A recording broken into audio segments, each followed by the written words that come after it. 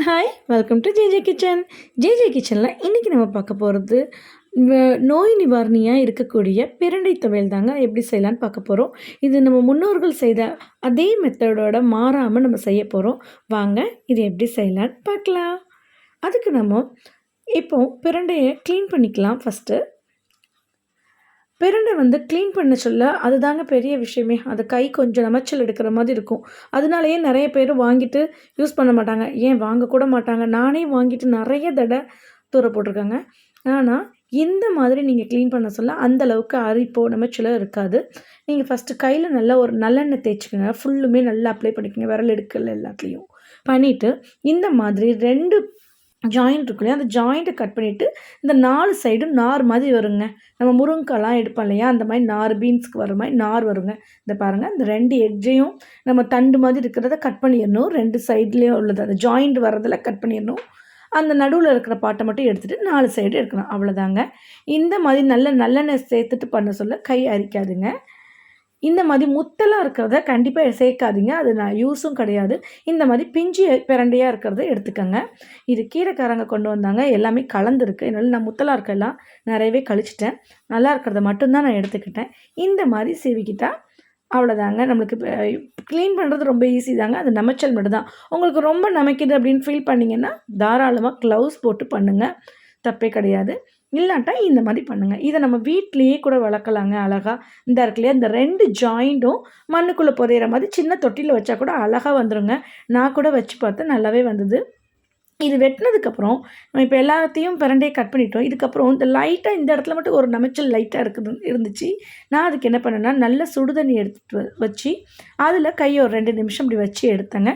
அவ்வளோ அரிப்புமே எல்லாமே நின்றுச்சு. லைட்டாக தான் இருந்தது, அது சரியாயிடுச்சு. இப்போ வாங்க நம்ம அது எப்படி செய்யலான்னு பார்க்கலாம். ஃபஸ்ட்டு பேனில் 1 ஸ்பூன் போல் ஆயில் ஊற்றிட்டு அதில் ஒரு 1.5 டேபிள் ஸ்பூன் அளவுக்கு உளுத்தம்பருப்பு போட்டுக்கலாம். 4 காஞ்ச மிளகாய் போட்டுக்கலாம்.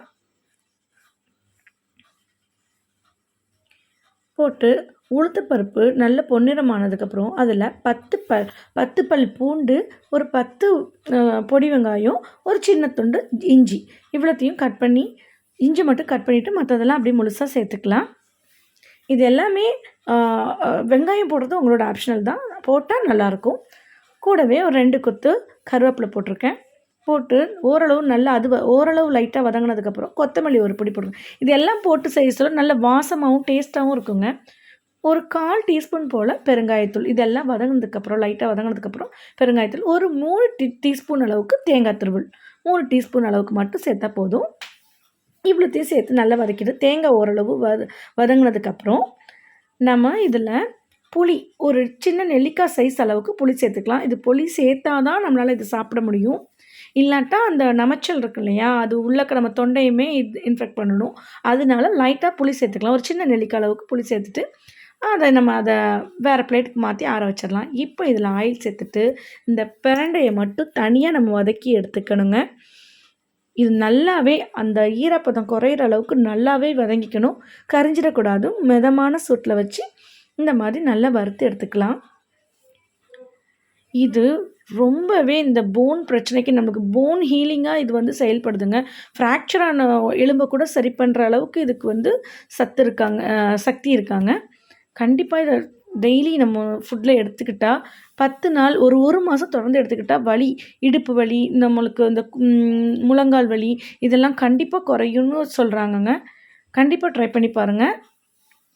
இது நம்ம முன்னோர்கள் செய்த அதே மெத்தடோட தான் செய்ய போகிறோம். இப்போ நம்ம ஏற்கனவே ஆற வச்சுருந்தோம் இல்லையா, அது கூட இதையும் சேர்த்து ஆறுனதுக்கப்புறம் ஒரு மிக்ஸி ஜாரில் போட்டு உப்பு சேர்த்து இந்த மாதிரி அரைச்சிட்டு வந்தாச்சு. அவ்வளோதாங்க, நம்மளோட பிரண்டை துவையல் ரெடி. இது இடுப்பு வலி, மூட்டு வலிக்கு மட்டும் இல்லைங்க.